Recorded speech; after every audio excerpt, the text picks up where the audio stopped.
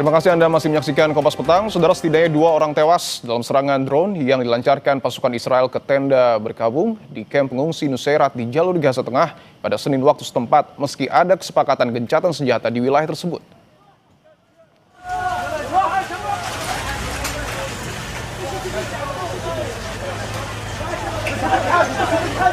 Selain menewaskan 2 orang, serangan tersebut juga melukai banyak orang, termasuk anak-anak yang dibawa ke Rumah Sakit Al-Aqsa Martyrs di Deir Balah. Gencatan senjata yang berlaku sejak 10 Oktober itu mengakhiri serangan Israel yang dimulai pada 8 Oktober 2023. Meskipun pemerintah Amerika Serikat mengumumkan fase kedua perjanjian gencatan senjata telah dimulai pada Januari lalu, pelanggaran terus berlanjut. Fase tersebut mencakup penarikan tambahan pasukan Israel dari Gaza dan peluncuran upaya rekonstruksi yang diperkirakan PBB menelan biaya sekitar 70 miliar dolar Amerika Serikat.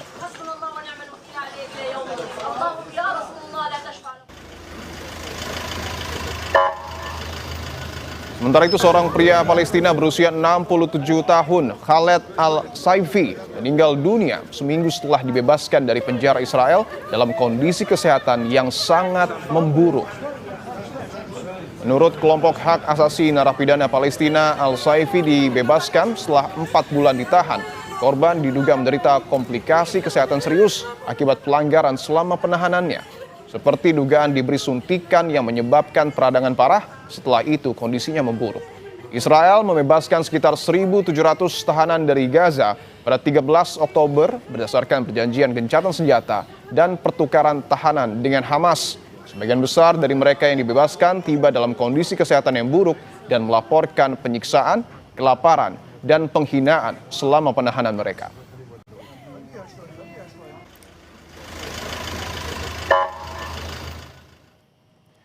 Di tengah fase kedua perjanjian gencatan senjata, Israel melanggar dan tetap menyerang warga Palestina di jalur Gaza. Lalu sejauh mana pilihan pemerintah Indonesia bergabung dengan Dewan Perdamaian bentukan Trump bisa mempercepat kemerdekaan Palestina? Kita bahas bersama Ketua Pusat Kajian Wilayah Amerika Universitas Indonesia, Profesor Suzy Sudarman, dan anggota Komisi 1 fraksi PKB, Syamsu Rizal. Prof. Suzy dan Bang Rizal, selamat petang semua.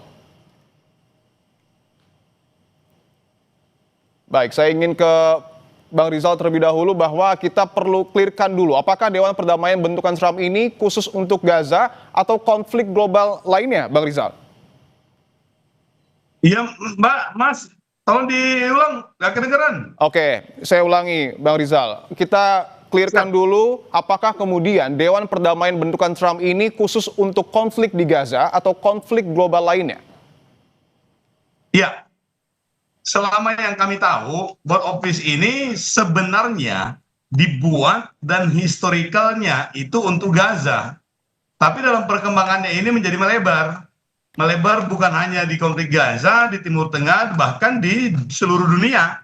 Makanya tidak salah kalau ada orang beranggapan, jangan-jangan ini replacement dari PBB. Jangan-jangan karena ini kemudian Amerika keluar dari beberapa badan PBB. Dan ini oleh sebagian kalangan menganggap bahwa ini adalah langkah yang mendegradasi lembaga yang selama ini kita anggap sebagai salah satu atau satu-satunya lembaga yang bisa memberikan nuansa perdamaian. Dan ini juga yang menjadi salah satu kritik dari orang-orang yang menolak dari Board of Peace ini. Ya. Oke, baik. Saya ingin ke Prof. Suzy dulu, bahwa tadi sudah disampaikan oleh Bang Rizal, nampaknya Board of Peace ini tidak hanya dibentuk untuk konflik Gaza, tapi meluas sesuai dengan fungsinya. Tetapi kita bahas soal alasan Trump membentuk Dewan Perdamaian ini karena Dewan Keamanan PBB dinilai sudah tidak lagi berfungsi, sehingga untuk atasi konflik global, Trump bentuk Dewan ini. Apakah bisa lembaga ini sekuat Dewan Keamanan PBB atau ini hanya, mohon maaf, akal-akalan Trump aja? Jelas tidak sama dengan PBB. PBB kan dibentuk untuk melegitimasikan kekuasaan Amerika, naked power turn into legitimate power.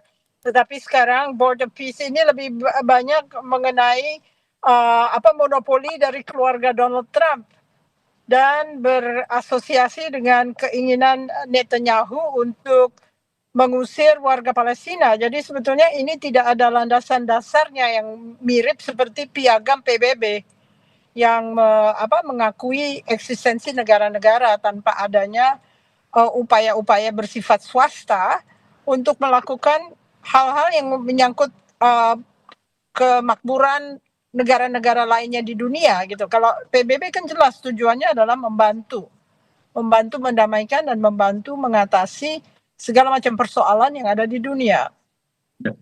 Oke, bahwa tidak ada landasannya terkait dengan pembentukan board office, dan kita tahu sampai dengan detik ini Presiden masih terus ataupun tengah bertemu dengan sejumlah ormas Islam. Prof. Susi, apa yang sebenarnya harus disuarakan oleh ormas Islam yang kemudian saat ini ada di istana untuk disampaikan kepada Presiden? Ormas Islam jelas harus berpegangan pada kenyataan bahwa sebetulnya Board of Peace ini dibentuk untuk memimik New York Declaration. New York Declaration diakui oleh PBB, tetapi melencengkan oleh Donald Trump untuk kepentingan-kepentingan yang di luar dari deklarasi New York yang sebenarnya mengakui two-state solutions. Nah, ini kan harus diatasi oleh negara-negara yang berkepentingan karena tidak bisa sebuah lembaga yang absah digantikan begitu saja oleh lembaga yang menculik gagasan yang dideklarasikan di New York untuk dijadikan sesuatu alat untuk mengumpulkan dana dan mengusir warga yang bertempat tinggal di situ. Oke, saya ingin tanyakan ke Bang Rizal soal apa yang kemudian tadi disampaikan oleh Prof. Susi, atau mungkin juga Anda memiliki bocoran apa yang sesungguhnya akan disampaikan oleh ormas Islam kepada Presiden? Saya belum punya, tetapi yang paling utama adalah sesuai dengan catatan kami di Komisi 1, kita punya 2 catatan untuk Pak Menlu untuk menyampaikan kepada Presiden. Yang pertama itu adalah memastikan bahwa BOP ini juga memberikan kemanfaatan bagi Indonesia, memberikan peluang bagi Indonesia untuk bisa menjalankan langkah-langkah diplomasinya, sekaligus juga peran Indonesia untuk ikut dalam perdamaian dunia. Yang kedua adalah bagaimana supaya Kementerian Luar Negeri dan beberapa kementerian yang lain yang relevan itu bisa membuat peta jalan untuk menjelaskan kepada publik sejelas-jelasnya apa yang melatar belakangi sampai Presiden itu kemudian terlibat dalam penandatanganan di Davos. Dan ini juga yang patut untuk dijelaskan, dan alhamdulillah Pak Presiden ternyata sudah merespon dengan baik, segera mengundang ormas-ormas Islam untuk ke istana untuk mendengarkan penjelasan langsung. Tetapi yang kita ingin sampaikan bahwa ini adalah persimpangan, apakah kita masuk dalam diplomasi dalam level yang lebih tinggi pada saat dunia yang benar-benar mengalami turbulensi, atau kita justru bisa mengalami kemunduran yang bisa berakibat pada dukungan sosial dan dukungan politik, terutama yang menyangkut legitimasi terhadap kekuatan atau power yang bisa ditunjukkan oleh Presiden Prabowo. Oke, artinya pemerintah kita diharapkan mampu mendorong kemerdekaan Palestina, tetapi ada biaya yang kemudian harus dikeluarkan, kurang lebih sebesar 16,7 triliun atau 17 triliun rupiah. Apakah ini sepadan dan akan digunakan untuk apa? Ya, nah ini, dan biaya yang kurang lebih 17 triliun ini memang menjadi pertanyaan kita, dan itu dianggap sebagai entry card untuk bisa menjadi anggota tetap dalam BUP ini. Anggota tetap itu yang berlaku sampai 3 tahun selamanya. Kalau kita tidak membayar ini, biaya rekonstruksi dan rehabilitasi ini, maka keanggotaan kita itu 3 tahun lamanya dan boleh keluar kapan saja. Nah, yang paling penting adalah bahwa Presiden juga bisa menjelaskan bahwa keanggotaan kita di BOP ini sifatnya tentatif sesuai dengan kepentingannya kita, sesuai dengan kebutuhannya kita. Kalau ternyata tidak ada jaminan bahwa two-state solution ini akan menjadi salah satu solusi yang dikedepankan, ngapain lagi kita masuk di situ? Tujuannya itu jelas, bagaimana membuat perdamaian yang artinya akan keluar ketika memang tidak ada manfaatnya, Bang Rizal. Ya, manfaatnya pasti ada, karena pada saat di sini ini satu-satunya pintu yang tersedia untuk membicarakan perdamaian di Gaza. Satu-satunya pintu yang tersedia yang memungkinkan untuk membicarakan Free Palestine. Baik. Kalau kita tidak masuk, kita bisa ketinggalan kereta. Baik, itu tujuannya ya. Tetapi memang masih ada anggaran yang kemudian menjadi pertanyaan. Saya ingin ke Prof. Susi, apakah kemudian anggaran sebesar 17 triliun ini sepadan ketika Indonesia masuk ke Board of Peace? Sama sekali tidak perlu membayar karena begitu besar jumlahnya. Dan ini beberapa kali dari iuran kita ke ASEAN misalnya. Mungkin ASEAN lebih penting daripada BOP buatan keluarga Donald Trump. Oke, artinya ketika harus dibayarkan itu tidak perlu. Dan juga tadi Prof. Susi menyebut bahwa tidak ada landasan dasar pembentukan board of peace ini. Benar. Artinya menurut Prof. Susi sendiri, dana ini untuk apa, Prof? Dananya untuk membangun Gaza. Kenapa kita membangun sesuatu yang dihancurkan oleh Israel? Itu kan nggak masuk akal sebetulnya. Oke. Artinya apa yang harus dalam tanda kutip dilakukan pemerintah untuk kemudian betul-betul memanfaatkan bergabungnya pemerintah kita ke board of peace? Kayaknya harus didorong dari dalam negeri, domestic politics didorong, sehingga kedengaran suaranya adalah suara rakyat, baru bertindak. Kalau misalnya kita terlalu emosi dan mengeluarkan kata-kata yang kurang baik, mereka juga bisa menyerang Indonesia karena ini sangat sensitif. Ini berkaitan dengan tarif dan ketakutan Indonesia akan diberikan tarif yang tinggi oleh Donald Trump sehingga dia menurut saja, padahal sebetulnya negara-negara lain tidak terlalu peduli. Oke, Anda sepakat dengan pernyataan Prof. Susi, Bang Rizal, soal bergabungnya pemerintah kita ke board of peace karena ketakutan terhadap Amerika Serikat? Enggak, kalau soal itu kita nggak takut sama Amerika.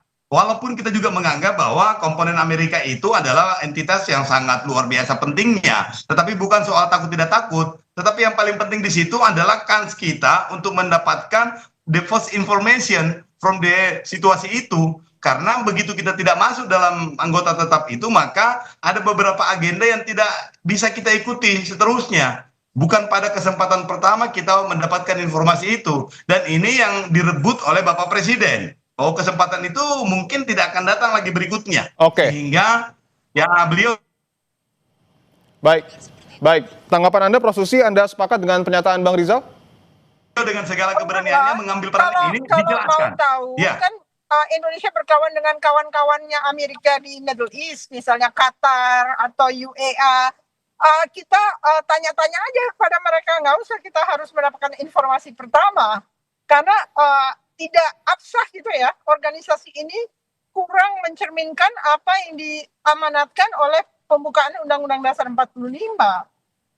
Oke. Saya ingin ke Bang Rizal lagi bahwa tadi disebutkan pemerintah ketika bergabung dengan BOP ini semangatnya bisa menekan ataupun mendorong kemerdekaan Palestina. Tapi kita tahu juga Israel yang juga menjadi bagian dari board of peace menyerang Gaza, artinya melanggar kesepakatan. Apa yang harus dilakukan Presiden? Betul. Yang mesti kita lakukan ini adalah memastikan apa yang dilakukan Israel ini tidak boleh lagi sama sekali dilakukan. Bahkan mesti ada penekanan dari chairman-nya BOP ini untuk memastikan Israel ini bisa mendapatkan tanda kutip sanksi. Oleh karena itu kita memang dari awal itu selalu menegaskan bahwa two-state solution ini adalah harga mati dalam forum ini. Nah, Bapak Presiden ini kalau dalam pemahaman kami dan penjelasan dari Kementerian Luar Negeri bahwa kita tidak ingin ada informasi sekecil apapun yang kita tidak bisa dapatkan atau kita tidak dapatkan itu dalam kesempatan pertama. Di sini strategisnya. Baik, saya ingin tanyakan, ketika Indonesia nanti sudah mengirimkan dana 17 triliun, apa jaminannya untuk negara kita agar dana tersebut tidak sia-sia? Karena kita tahu juga negara kita masih membutuhkan begitu banyak biaya untuk segala keperluan yang ada. Betul, ini skala prioritasnya kita. Dengan entry car sebesar 17 triliun itu, kita harap multiplier efeknya itu akan terasa. Salah satunya adalah posisi diplomasinya kita yang levelnya naik. Dan itu menjadi kredibel. Dari situ kemudian kita harap bisa dimanfaatkan oleh seluruh diplomatnya kita, duta besarnya kita di seluruh dunia ini untuk membuat formulasi yang mampu mengkonvers kepercayaan dan status ini menjadi kepercayaan bukan hanya dalam bidang pertahanan, diplomasi, tapi juga dalam bidang ekonomi sosial, sehingga nanti ada kerjasama bilateral, multilateral yang bisa kita dapatkan. Jadi ada side effect-nya. Tetapi kita punya catatan adalah, ingat, tujuan kita terlibat dalam proses semua ini adalah Palestina atau Free Palestine. Sehingga kita ingin supaya semua yang kita lakukan ini muaranya adalah bagaimana menjamin ada jalan. Oke, saya ingin tanyakan ke Prof. Susi, apakah diplomasi kita sudah mengambil langkah yang tepat dengan bergabung dengan board of peace? Tidak, kalau menurut saya sih tidak banyak gunanya. Harusnya kita mengikuti aja deklarasi New York yang Indonesia juga menandatangani bersama Prancis.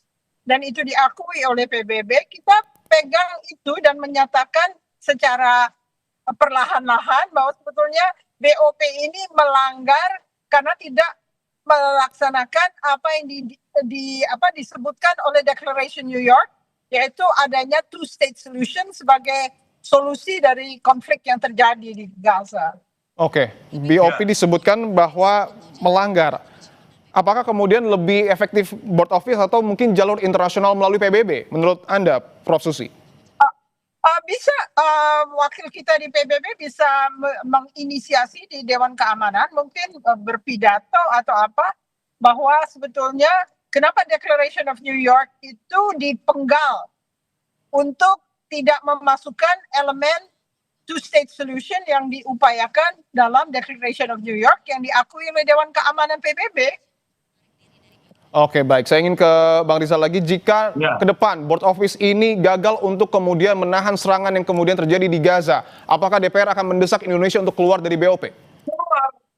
Keluar. Oke. Lebih bagus kita bisa keluar daripada kita tidak bisa masuk.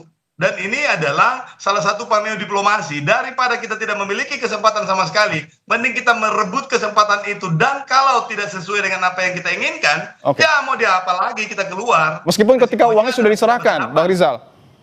Kenapa? Meskipun ketika uang sebesar 17 triliun nanti sudah diserahkan. Nah, di situ masalahnya, resikonya. Makanya kita minta catatannya adalah memastikan semua term and condition-nya itu benar-benar secure, baru kemudian kita bayarkan. Karena itu bukan uang kecil, uang itu besar sekali. Dan kita minta kepada Kementerian Luar Negeri dan kementerian lainnya itu untuk benar-benar memastikan. Nah, itu tadi kita punya rekomendasi 2 secara eksternal itu untuk menghitung dengan baik bagaimana peta jalan yang bisa didapatkan oleh Indonesia selain kemanfaatan diplomasi dan kemerdekaan Palestina, kita bisa memanfaatkan untuk produktivitasnya kita. Kita bisa membuka beberapa barrier karena beberapa negara yang lain. Yang kedua tadi, bagaimana supaya kebijakan ini benar-benar tersosialisasi ke masyarakat Indonesia. Itu dilakukan oleh Bapak Presiden tadi, salah satunya. Oke, saya ingin ke Prof. Susi bahwa tadi Bang Rizal mengatakan ketika BOP ini gagal menahan atau membendung serangan yang terjadi di Gaza, Indonesia akan keluar. Tanggapan Anda apakah harus menunggu kegagalan tersebut atau seperti apa? Sebaiknya pemerintah mendorong domestic politics untuk menyuarakan bahwa sebetulnya BOP itu berbeda dengan Declaration of New York yang sudah diakui oleh Dewan Keamanan. Jadi untuk safe-nya seakan-akan politik domestik kita yang menarik kita untuk keluar dari BOP. Karena kalau kita sendiri menyuarakannya, tentu kita kena tarif yang tinggi, mungkin diberikan sanksi oleh Donald Trump. Kita tahu ya, masalah egonya dia terlalu besar. Jadi pemerintah bisa mendorong domestic politics itu untuk bermain demi kepentingan kita. Seperti kalau di Amerika domestic politics bisa dipakai juga, misalnya dia tidak mau menggambarkan di surat kabar, dia kasih tahu surat kabar itu jangan menggambarkan hal ini ya. Nah, itu kita juga bisa bermain di situ. Oke, singkat saja Prof. Susi, Anda menyimpulkan tujuan BOP ini adalah murni untuk kemudian melahirkan kedamaian di Gaza atau ada tujuan lain? Tujuannya adalah menggolkan cita-cita Netanyahu dan Mossad untuk mengusir orang-orang Palestina, karena ternyata kan pemboman masih berlangsung sekarang ini. Oke, Anda sepakat dengan hal itu, Bang Rizal? Enggak, kalau saya tidak sepakat. Maksudnya sepakatnya itu adalah biar bagaimanapun juga satu-satunya negara yang oleh Uni Emirat Arab, Qatar, Turki, dan beberapa negara lainnya yang mampu menginjak kakinya Presiden Netanyahu itu adalah Presiden Trump. Itu yang kita gunakan, kekuatan itu untuk menekan Israel. Karena selama ini tanpa tekanan atau jaminan dari Amerika, itu hampir nggak mungkin. Nah, inilah kecerdasan seorang presiden kita itu untuk menggunakan tangan orang lain untuk mengetok palanya nih Netanyahu. Oke, apakah Anda punya informasi, Bang Rizal, kapan anggaran 17 triliun ini harus diserahkan ke BOP? Belum, nanti akan kita mintakan ke Kementerian Luar Negeri bagaimana perencanaannya.